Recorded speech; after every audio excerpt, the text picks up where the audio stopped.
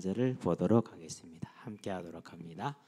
그의 머리 하나가 상하여 죽게 된 것 같더니 그 죽게 되었던 상처가 나음에 온 땅이 놀랍게 여겨 짐승을 따르고 용이 짐승에게 권세를 주므로 용에게 경배하며 짐승에게 경배하여 이르되 누가 이 짐승과 같으냐 누가 능히 이와 더불어 싸우리요 하더라. 아멘. 이 계시록을 이렇게 읽고 있으면은요 참 이제 이렇게 소화가 된다라는 게 많이 느껴지고요. 특히 예배 시간에 설교를 하면서 더 이렇게 하나님이 깊게 소화를 시키고 넓게 소화를 시키는 것 같아요. 그래서 항상 그래요. 이거 예배 끝나고 나서 다시 녹취해야 되는 거 아니야? 그런 생각이 들 정도예요. 자, 이번 주에는 우리가 이제 짐승에 대한 두 번째 시간을 갖겠는데요.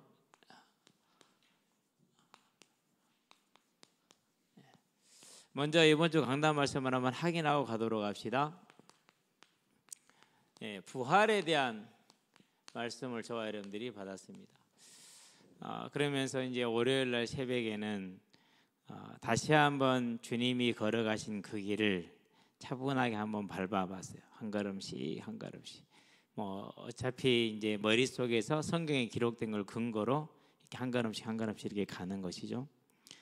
그렇게 가면서 뭘 느꼈느냐 하면은요, 모든 내 안에 있던 염려와 근심과 두려움 같은 것들이 싹 이렇게 녹아지고 사라지는 것을, 그런 담대한 힘을 주시더라고요. 채찍에 한 대를 맞고 두 대를 맞고 그 고통을 왜 감내를 하셨을까? 나를 사랑하셔서 나를 구원하기 위해서 감내하신 것인데, 그러면 지금 내 안에 있는 염려와 내 안에 있는 두려움과 내 안에 있는 모든 조급함들이 이 주님 안에서 이 사랑을 내가 모르고 있다라는 것 아닌가? 그러면서 다 내려놔지고 감사가 되고, 그러고 지금 이제 부활을 했으니까 부활의 소망에 대한 부분을 보겠죠. 이제 한 사람 한 사람들, 제일 먼저 우리 청년들을 놓고 기도합니다. 50 몇 명인데요. 기도를 한 명씩 다 합니다. 그런데 너무 가슴에 그게 많이 다가와요. 하나님, 이 청년이 천국에 없으면 어떡해요? 그 부활의 때에 영원한 복락의 세계에 함께 있을 수 있도록 그 천국을 바라보고 오늘을 살 수 있는 하나님의 은혜를 내려주시기를 간절히 기도를 하고요. 그와 또 그의 가정을 놓고 기도를 하고요.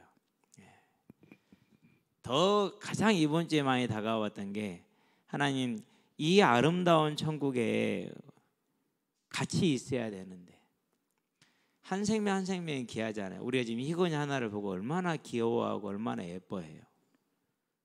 저는 백운고 선생님이 했던 말이 정말 가슴에 남았어요. 동료 선생님이 아이를 낳았대잖아요. 휴가를 하고 이제 오셨어요. 오니까 이제 그 동료 선생님을 축하해 주면서, 어때 아기 예쁘지? 예쁘대요. 그래, 네 새끼 귀한 것처럼 저것들도 다 그렇게 귀하게 낳은 새끼들이야.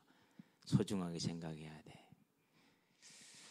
그 선생님의 말을 들으면서 너무 교육자로서의 그 가슴이 마음에 다가왔어요. 학생들을 지도하고 사랑하는 그 마음이. 그럼 여기에 있는 우리 아이들 한 사람 한 사람, 저와 여러분 한 사람 한 사람을 부모님은 낳아서 기를 때 다 그렇게 키웠다라는, 이렇게 소중한 생명인데, 그런데 이 부모보다 더 소중하게 우리를 낳으신 분이 하나님이시고, 그분이 지금 천국을 예비하시고 우리를 그 잔치에 부르셨는데, 하나님, 저를 만난 이가, 내가 아는 이가 정말 이 자리에 없으면 어떡합니까? 하나님, 이 안타까운 일이 생기지 않도록 하나님께서 은혜를 더하여 주시옵소서. 얼마나 그게 간절한지 몰라요. 더 간절해요. 그래서 하나하나 간절하는 거죠. 우리 이제 그 다음에 우리 이제 중고등학생들입니다. 110명이 좀 넘는데요. 오늘 저녁에는 기도가 끝날 것 같아요. 한 명 한 명 놓고 절대 따로 한 번에 묶지 않습니다. 하나하나 이름을 부르면서 간절히 기도합니다. 적어놓고 해야 돼요. 왜 그러냐면 다 했다고 생각했거든요. 확인해 보면 빠져 있어요. 그 참 신기해. 그런 게 적어놓고 1년 순서대로 적어놓고, 그 다음에 이제 우리 성도들 한 분 한 분입니다. 또 여러분들이 내놓은 기도 대상자들 한 분 한 분. 그렇기 때문에 기도 대상자가 정보가 자세할수록 좋아요. 그리고 뭉뚱거려 놓으면 기도를 할 수가 없어요. 절대 뭉뚱거리지 마시게 되길 바랍니다. 내가 아는 사람 전부 뭐 이런 식으로 하면 안 돼요. 그러면은 기도를 할 수가 없어요.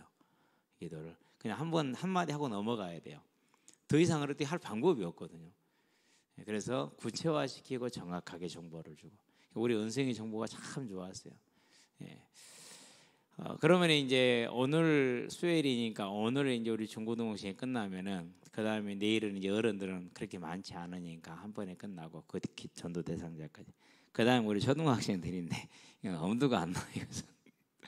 여러분들이 짐을 져주시게 되길 바랍니다. 왜 그렇습니까? 하나님이 주신 이 부활이 뭐기 때문에? 사실이니까. 그렇다면은 우리 모든 사람에게는 정말 전보다 더 작은 잠깐의 이 땅의 삶을 마치면은 영원한 시간이 기다리고 있잖아요. 그렇죠. 그러는데 이 짧은 시간을 사는 동안에 작은 상처 하나 때문에, 내 책임이 아닌 그저 짐 지어진 세상 때문에 우리가 하나님을 만나지 못하고 방황한다면은 그것은 옳지 않다라는 생각이 들어요. 한 명 한 명을 놓고 기도를 하면서요, 특별히 우리 후대들을 놓고 기도할 때는 그런 마음이 참 많아요. 하나님, 이 짐은 이 아이가 초래한 게 아니지 않습니까? 하나님, 이 짐은 이 아이하고 상관없는 것 아닙니까? 그런데 왜 이 아이가 이 짐을 감당해야 되고, 이 아이가 이 짐 때문에 삶을 어렵게 가야 되고 힘들게 가야 되고, 그 어렵게 간 것 때문에 또 다음 세대에 이것이 또 전달되어져야 되는, 하나님께서 예수님을 주시고 그 고난의 길을 가신 그 사랑이 우리 후대 아이, 이 아이의 마음속에 감사로 발견되게 하여 주시옵소서. 저는 다른 게 치유가 아니라고 생각합니다. 나를 위해서 십자가를 지신 그 하나님의 사랑이 느껴지고 그게 감사되는 게 저는 치유라고 생각합니다. 그게 감사되는 순간 사단의 모든 그런 악한 것들은 다 눈녹듯이 사라지고 아침 햇살에 안개가 사라지는 새로운 새 생명의 역사가 일어난다고 봅니다. 그게 저희기도 합니다. 그래서 항상 그걸 기도합니다. 세상에 짐지어준 그 작은 것이, 그것이 이 아이의 이 땅의 삶과 영혼을 결정하지 않게 하기, 주님께서 십자가를 진 그 사랑이 이 아이의 심령 가운데 마음 가운데 감사로, 그리고 찬양으로, 그리고 주께 영광 돌리는 것으로, 그리고 소망으로 넘치게 하시기를 기도합니다. 주의 영을 충만하게 주셔서 다시는 갈급하지 않고 목마르지 않게 하여 주시옵소서. 그걸 놓고 항상 이렇게 기도를 합니다. 하나하나를 놓고. 저와 여러분들은 이 부활의 사실에 마음을 담을 수 있는 자들 되기를 바랍니다. 그러면 이제 뭐 해야 됩니까? 우리가 여기에 대한 큰 간절한 소망 가운데 들어가야 돼요. 그래서 서야 돼요. 그러기 위해서 뭐 해야 됩니까? 정말 하나님 앞에 엎드리는 하나님과의 교제의 시간이 필요해요. 대화의 시간이. 부부도 대화를 안 하면 남남 같잖아요. 대화를 하고 살아야죠. 그렇죠. 교제의 시간이. 저와 여러분들이 이 하나님과 만나는 시간을 꼭 가지시게 되길 바랍니다. 그래서 이제 이사야서가 끝나니까 좀 여유가 생겨서요. 그 여유가 생긴 만큼 더 이제 하나님을 찾는 그런 시간으로, 기도하는 시간으로 인도를 받고 있습니다.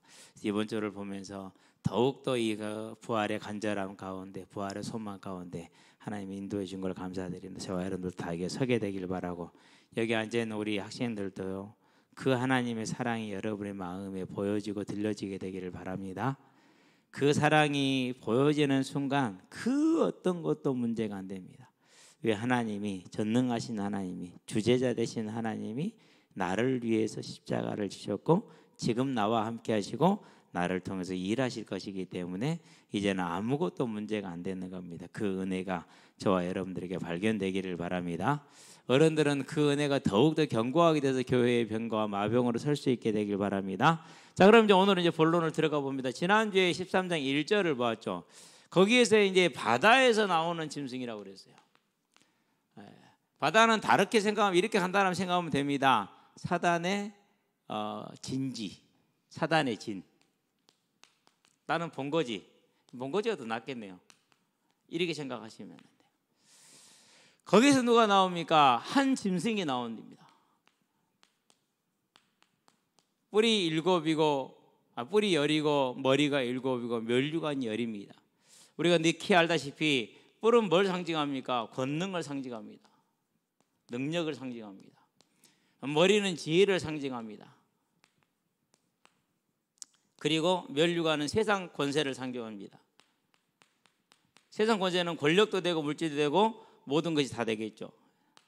세상을 다 가진 겁니다. 그러니까 이 면류관을 볼 때마다 무슨 생각을 하게 되느냐면요, 작은 돈을 가지고도 많은 사람을 부리는데 돈과 권력과 재능을 다 가지고 있으면은 얼마나 많은 사람을 부릴 수가 있을까? 얼마나 많은 사람이 그 영향력에 휘둘리게 될까? 그런 것을 보게 됩니다. 컨테이너 사거리에 포스코 땡땡땡 회장님 취임을 축하드립니다 이렇게 해놨더라고요. 그걸 보면서요, 저 취임을 축하하는 게 진실입니까? 안 그러면 그냥 인사장 하는 것일까? 뭐 당연히 인사장 하는 것이겠죠. 얼마나 공허합니까? 그러니까. 그러는데요, 그 자그마한 그렇게 영원하지도 않을 회사에 회장으로 오는 거 하나만 가지고도요, 수만 명의 사람을 좌지우지할 수 있는 힘을 가졌어요. 그러는데 면류관이 열이요, 완전한 권능과 권세와 재물과 물질을 가지고 있어요.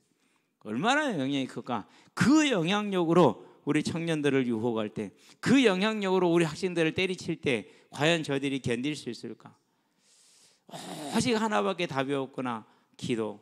내가 저들을 위해서 기도하고 하나님의 은혜가 저들에게 임하는 것 외에는 이 짐승으로부터 이길 수 있는 길이 없구나라는 그런 생각을 합니다. 자, 이렇게 해서 짐승이 나왔습니다. 그런데 이미 이 짐승에 대해서는 다니엘이 말세, 곧 지금 이 시대 예수님이 이 땅에 오셔서 대속의 사명을 감당하신 그때를 말세라고 합니다. 그 말세의 환상을 본 다니엘서 7장에 이 내용이 기록이 되어 있습니다. 한번 보시게 되기를 바랍니다. 그래서 다음 성경 공부는 다니엘서를 하고 그 다음에 에스겔서를 하는 게 순서적으로 맞지 않겠느냐. 에레미야서는 이제 이사야서하고 뭐 중복이 되어 있기 때문에 안 봐도 되겠지만은요. 물론 이제 여러분에게 말하는 것이 아니라 제가 공부를 안 해도 크게 문제는 없을 거라 생각을 하는데요. 자, 그래서 1절을 다시 한번 볼까요? 내가 보니 바다에서 한 짐승이 나옵니다. 뿔이 10입니다. 머리가 7입니다. 그 뿔에는 10왕관이 있고 그 머리에는 신성모독하는 이름들이 있더라. 어떻게 신성모독한다고 그랬습니까? 내가 곧 신이라라고. 주화에다가 이렇게 안티오코스 같은 경우는 뭐라고요? 짐이고 신이 나를 경배하라, 이런 식으로 할 정도로. 근데 이제 그 부분을 저는 고대사나 이런 부분을 잘 몰랐는데요, 몇 번 좀 찾아보니까 지도자를 숭배하게 하는 그 정책은 꾸준히 진행되어 왔더라고요. 그러면서 퍼뜩 생각나는 게 있었어요. 지도자를 숭배하는 곳이 있죠. 어디죠? 북한. 그죠? 신격화 했잖아요. 감자 대왕 감자, 수령께서 주신 대왕 감자. 그 보면은 선전 그 영상을 보면 수령께서 이 모든 걸 베풀어 주셨습니다. 감사합니다. 야.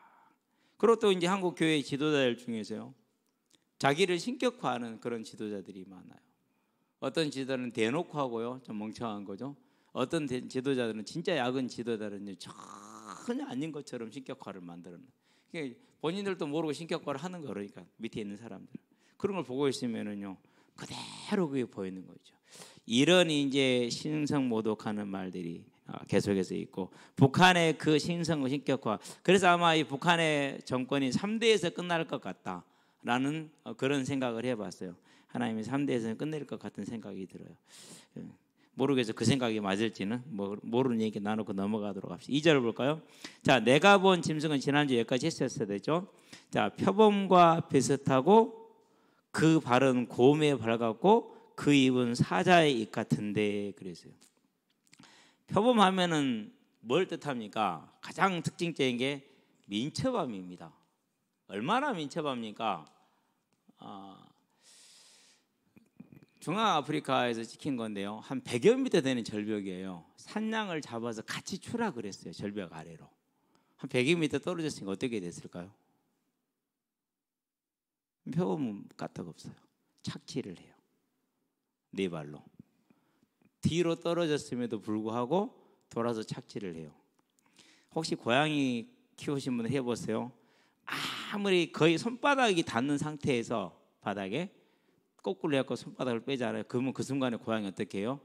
등으로 안 떨어져요. 돌아요. 그 순간에 돌아요. 그래가지고 네 발로 착지를 해요. 근데 표범이 진짜 산양을 잡아서 이렇게 같이 추락을 했거든요. 산양은 그대로 추락해서 죽는데 표범은 착지를 탁 해요. 아무 일도 없었다는 듯이 산양을 끌고 가서 맛있게 식사를 하더라고요. 그런 민첩함이 있어요. 여러분, 이 뿔 10개, 7머리, 10면류관을 가진 짐승을, 권세자를, 제국을 다른 말로 표현한 게 이 표범으로 표현한 거예요. 이 모습을. 또 다른 말이 곰발바다 그랬어요. 곰발. 뭐 요리로 먹는다는 저는 모르겠고요. 곰발이 뭐죠? 힘의 상징이에요. 얼마나 큽니까? 그러죠. 사자 발도 크고 호랑이 발도 커요. 수목원에 가서요, 아주 이렇게 울타리 딱 하나만 두고 호랑이를 봤거든요. 그 사람 이렇게 뭐라고 할까, 닭이나 이런 것들이 독수리가 덮치면은 저항을 못해요. 얼어붙어 버리거든요. 근데 그 호랑이를 보는 순간 그런 느낌을, 저것이 나를 잡아먹으러 덤볐었을 때 왜 다른 개체들이 짐승 얼어붙는지 알겠더라고요. 발과 이런 것들이. 그런데 그 호랑이 발보다 큰 게 곰발이에요. 힘의 상징이에요. 어마어마한.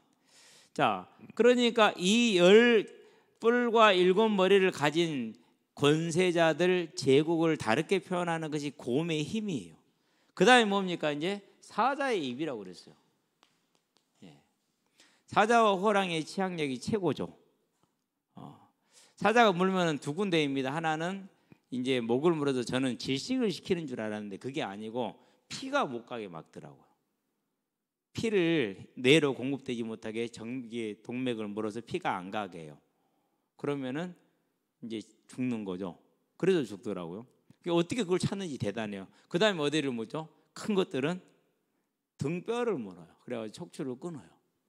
그 치악력이 대단하잖아요. 제국의 힘이 포식자 중에 최고 포식자를 합쳐놓은 것 같다라는 거예요. 그래서 이것을 베드로전서에 뭐라고 했습니까? 5장 8절에서 우는 사자와 같다 이렇게 표현을 하고 있죠. 그렇죠?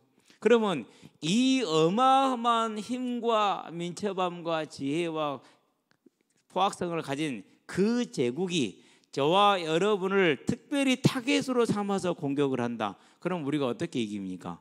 오직 하나님의 은혜 외에는 이길 수가 없는 것이 되겠죠. 그렇죠? 자, 이런 사단이 자 이렇게 역사를 합니다. 그러면서 봅니다.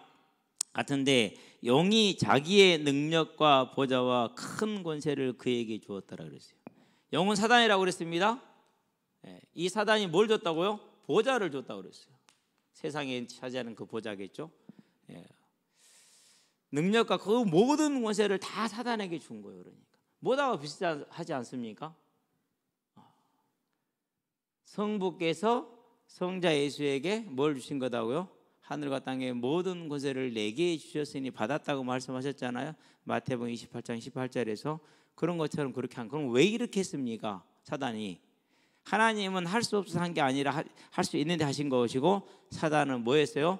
계시록에 보니까 20장에서 2절 3절에 우리가 봤던 12장 9절에서 무슨 일이 벌어졌어요?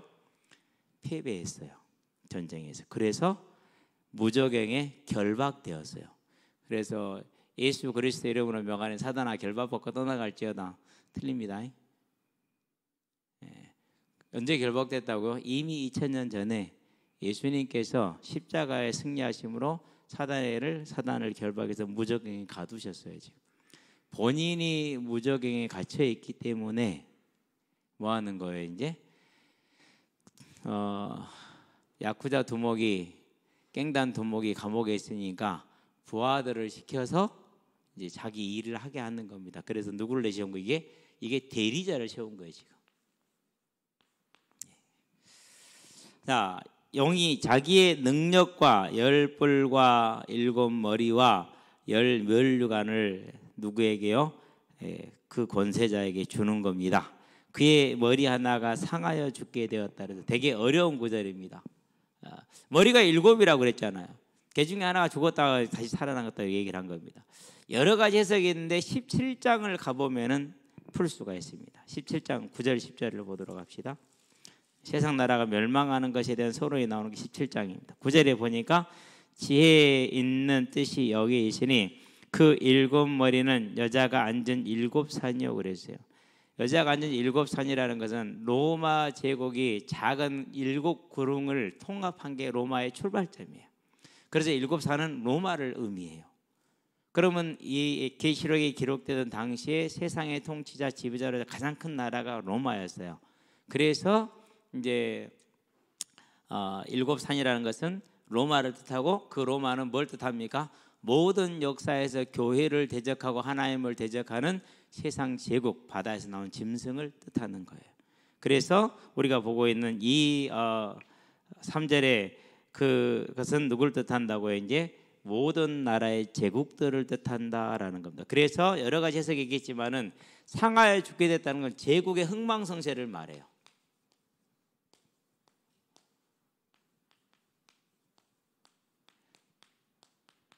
저는 그게 가장 합당한 해석이다. 다 9절에 그러고 10절에 보니까 뭐라고 말합니까? 이제 17장 10절에서 또 일곱 왕이라 다섯은 명하였고 하나는 있고 다른 하나는 아직 이르지 아니하였으니 그러나 이르면 반드시 잠시 동안 머무리리라. 세상에 일어날 제국들을 지금 가리키고 있는 것이. 그래서 바벨론, 페르시아, 헬라, 로마 이렇게 이 제국들을 지금 지칭을 하는 겁니다. 그래서 제국이 망했다가 다시 또 일어섭니다.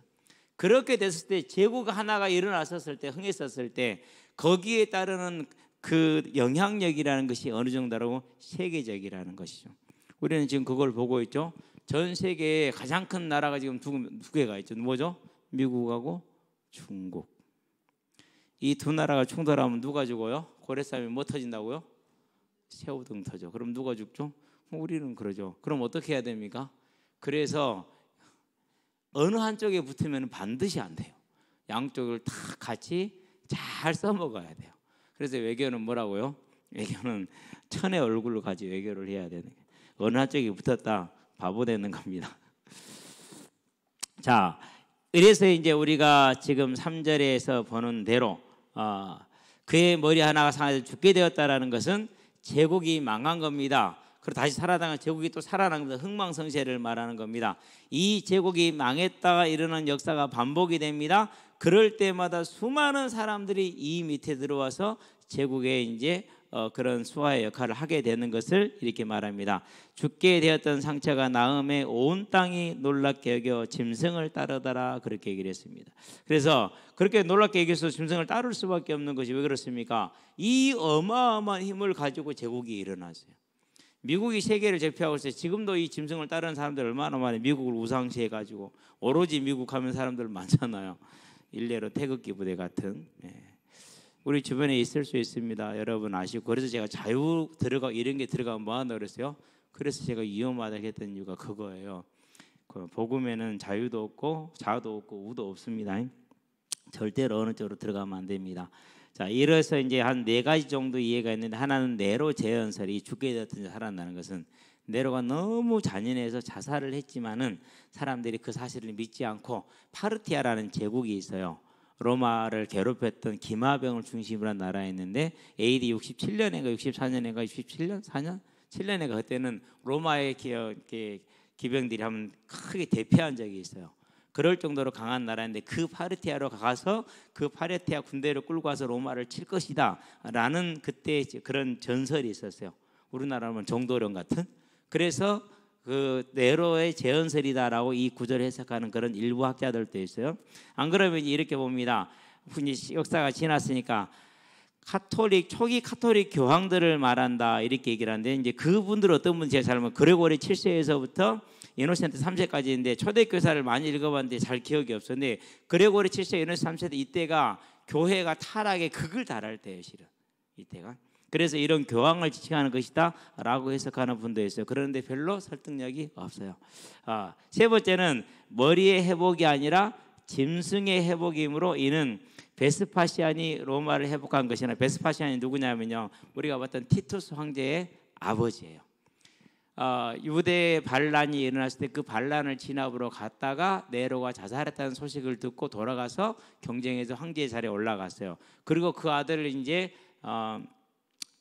나라를 이어받았는데 일찍 죽으니까 동생 티투스가 황제를 이어받아서 자기를 신이라고 칭한. 그러고 이제 로마 유대를 완전히 정복해서 싹 없애버리고 통곡의 하나 남겨놓은 황제가 된 것이죠. 그런 이제 그 베스파시안이 로마를 회복한 것처럼 역사적인 사실과는 무관하게 그런 제국들이 큰 힘을 갖게 되는 것이다. 어느 정도 부합해 오죠. 더 부합합니다. 이제 개인이나 나라가 아니라 역사상 계속돼서 나타나는 적그리스도적인 정부나 통치자들이다. 그래서 하나님을 대적하는 제국의 흥망성쇠다라고 보는 것이 가장 합당한 해석인 것이고, 그 근거가 계시록 17장 9절에서 10절에 있다라는 것을 기억하시면 되겠습니다. 그러면서도 또 한편으로는 개인도 지칭을 할 수 있습니다. 어떤 개인입니까? 우리가 데살로니가 후서를 보도록 합시다. 우리 학생들 조금 어려울 수 있어요. 그래도 지금 들어놓으면 훗날 다 이해가 될 겁니다. 데살로니가 후서 2장 9절을 보니까 뭐라고 나와 있습니까? 2장 9절에서 이렇게 나옵니다. 악한 자의 나타남은, 그래서요, 사단의 활동을 따라 모든 능력과 표적과 거짓 기적과 불의의 모든 속임으로 멸망하는 자들에게 있으리니, 그랬어요. 이 말은 무슨 말입니까? 예수를 믿지 않는 자들에게 일어나는 이러한 자들은 그런 거짓 악한 자들의 속임수에 넘어갈 것이고, 예수를 믿는 자들, 택함 받은 자들은 그 어떤 속임수에도 넘어가지 않을 것이다라는 그런 것을 뜻해 주는 것입니다. 기억하시게 되길 바라고요. 그렇게 본다면은 이제 이런 제국들이나 그 안에서 행하는 큰 능력을 행하는 사람들일 수 있죠.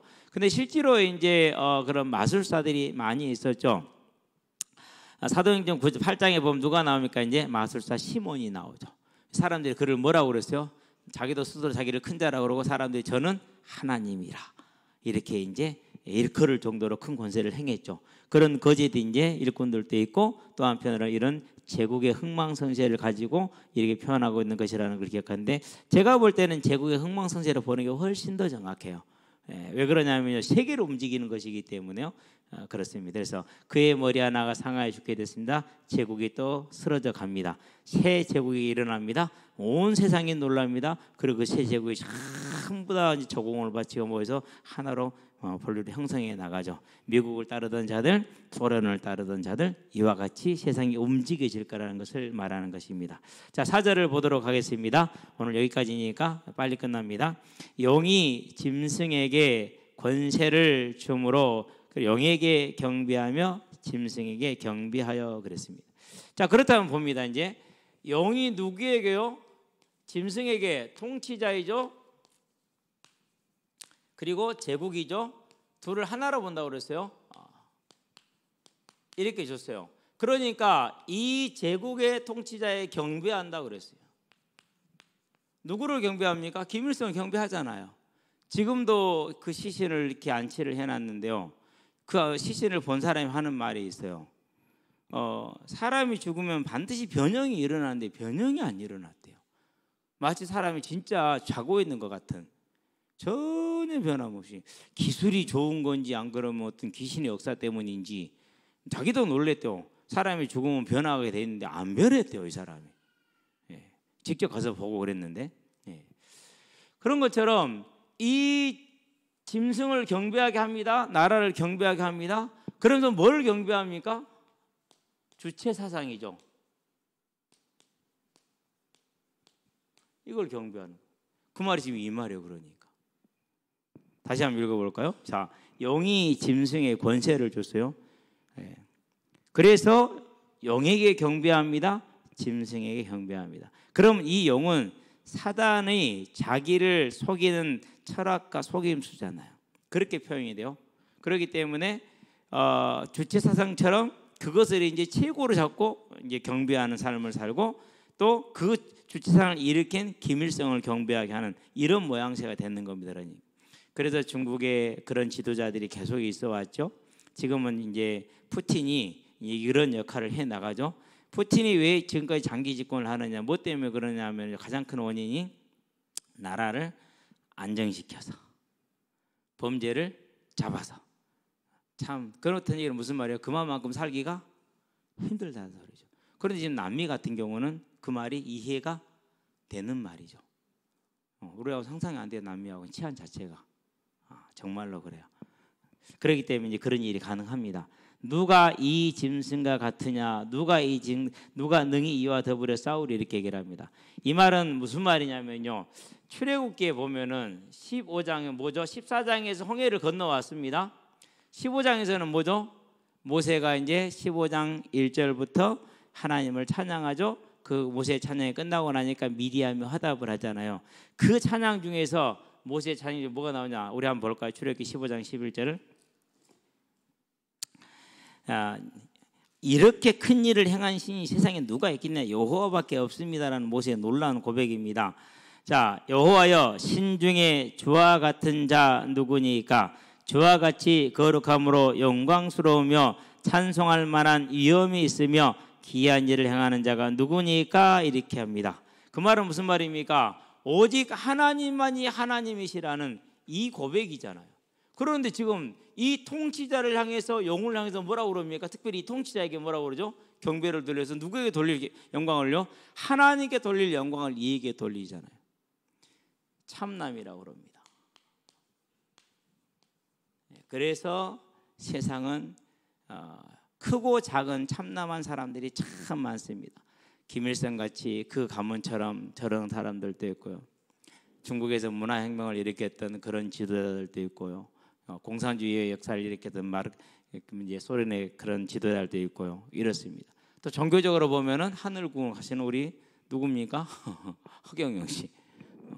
하늘궁, 자기가 신이라는 겁니다. 그러니까 여기는 천국이라는 겁니다.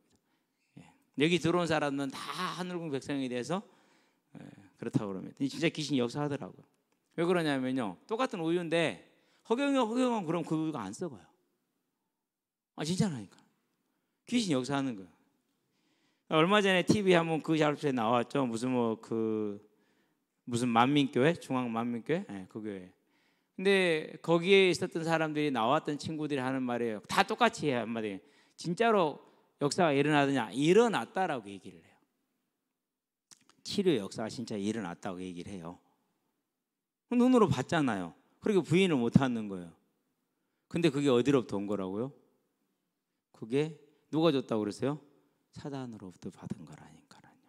하나님께 받았으면은 온전히 하나님께 영광에 돌려주겠죠.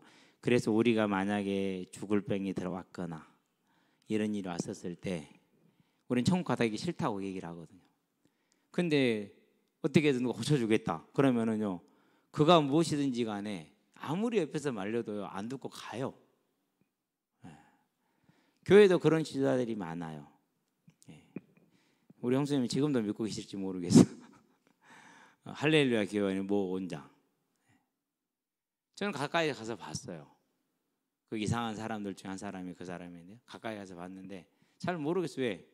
가까이는 못 가서 저기 멀리서만 봤으니까.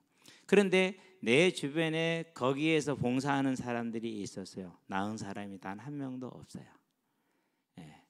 저의 그 눈에 봤었을 때는 나은 사람이 한 명도 없어요. 전부 다. 그래가지고 김기아 실명을 말하게 됐는데요, 그분만이 참된 목사고 하나님의 종이고 나머지 목사들은 목사도 아니다. 그 병도 못 고친 그게 뭐 목사냐. 이렇게 되니까 뭐가 됩니까? 이제 하나님이 고치시는 게 아니라 사람이 고치는 걸로 됐죠. 이미 그게 일반화됐어요. 그래서 이제 모든 지시에 순종하지 않으면은 죽어요. 그러니까 순종할 수밖에 없어요. 거기는 대학 교수도 있고요, 의사도 있고요, 판검사도 있고요, 다 있어요. 아무도 거기 한번 딱 잡히면은, 왜? 생명이 걸려 있는 문제니까 그렇게 되더라고요. 실제로 그래요. 그러는데 이제 이 능력을 가지고 사람들한테 역사를 하니까 이런 능력이 안 나타나도 말만 잘해도 사람들이 따라다니는데 오직 하겠냐라는 것이죠. 저 여러분들은 꼭 이 사실에서 하나님께 돌려야 할 영광과 찬송을 누가 대신 받고 있어요? 지금 그 짐승이 받고 있죠. 그래서 용에게 경배라고 짐승에 경배하는 것입니다. 더 이제 문제는 뭐냐? 이 용에게 경배하고 짐승에 경배하는 건 누구 이름으로 행해질 때요? 예수의 이름으로 행해질 때. 그때는 이제 사람들이 정말로 구분을 못하고 분별을 못하게 됩니다. 저와 여러분들은 우리에게 나타난 어떤 표적과 증거보다는 말씀을 통해서 믿어지는 그 믿음에 서는 믿음으로 저와 여러분의 믿음을 만들어가고 세워가시게 되길 바랍니다. 그렇게 됐었을 때 결국 이 짐승의 결론이 어떻게 됩니까? 계시록 20장에 보니까 10절까지 7절에 10절에 보면은요 결국 무적행에 던져지게 돼 있어요. 그 심판이 이미 확정되고 예비되어 있는 겁니다. 저와 여러분들에서 영원한 천국에 대한 소망, 부활에 대한 소망에 있어서 누구는 좀 일찍 하나님께 갈 수도 있고 누구는 좀 늦게 갈 수도 있고 누구는 이 땅에서 좀 부와 권세를 누릴 수도 있고 누구는 좀 그걸 못 누릴 수도 있고 그래요. 그러나 그것은 기준이 아니라는 걸 기억하시게 되길 바랍니다. 그런 것이 내 마음을 흔들 때 꼭 누구를 생각하자고요? 이 땅에 내려오셔서 모두에게 버림을 받고 모두에게 배반을 당하고 모두에게 조롱을 당하고 죽으신 예수님을 생각하시길 바랍니다. 선생을 이와 같이 하였거든 하물며 너희일까 보냐 그랬습니다. 절대 그건 기준이 아니라는 사실을 기억하게 되길 바랍니다. 거기까지는 못 따라가겠거든 사도 바울을 바라보시게 되길 바랍니다. 그럼 어떻게 됩니까? 사도 바울 때는 사는 날 동안에요 고린도서 11장에 보니까 단 한 번도 대접받은 적이 없어요. 모든 서신서마다 다 뭐가 있어요? 다 염려와 근심을 담고 있어요. 항상 하는 말이 내가 사도다라고 말하고 있어요. 왜 그랬겠어요? 사도 취급을 못 받았으니까. 사도 취급 못 받았으니까. 그만큼 적들이 교회 안에 들어와서 바울은 12사도가 아니다. 예수님과 함께 안 있었다. 그런 식으로 나오는 겁니다. 그러고 죽을 때 어떻게 죽었다고요? 목 잘려 죽었어요. 몇 살이요? 54살인가 돼요. 54인가 돼요. 정확하게 잘 모르겠는데 그 젊은 나이에 그리고 결혼도 못했어요. 평생 질병에 시달렸어요. 가난했어요. 축구 헐벗고 굶주리고 그랬다고 그랬어요. 그런데 왜 그렇게 살았습니까? 이유가 있죠. 무슨 이유가요? 하늘 상급을 빌립보 3장 14절에 상 주심을 바라봅니다. 저와 여러분은 이 믿음에 견고하게 서서 내가 부활의 소망과 부활의 복락에 서고 내 가정과 내 주변 사람들이 내 또 친하고 사랑하는 사람들이 다 함께 이 부활에 참여하게 하는 하나님의 교회의 병과 마병으로 현장의 증인으로 전도자로 서기를 주의 이름으로 축원드립니다. 기도합시다. 살아계신 아버지 하나님 주께서 계시록을 통해서 말세를 만난 우리에게 사단의 역사와 그 결말을 알게 하셨으니 이제 우리의 삶에 다가오는 이 큰 능력과 권세로 다가오는 사단의 속임과 유혹에 견고하게 대응할 수 있는 믿음의 부활의 소망에 설 수 있도록 우리를 붙들어 주시고 오직 주님이 가신 그 길이 우리의 마음속에 눈에 훤히 보이므로 우리의 심령이 감사와 찬양과 소망에 가득하게 하셔서 믿음의 증인으로 믿음의 충성된 자로 이 땅의 삶을 살아갈 수 있도록 역사하시고 인도해 주시기를 그리스도신 예수의 이름으로 기도합니다. 아멘.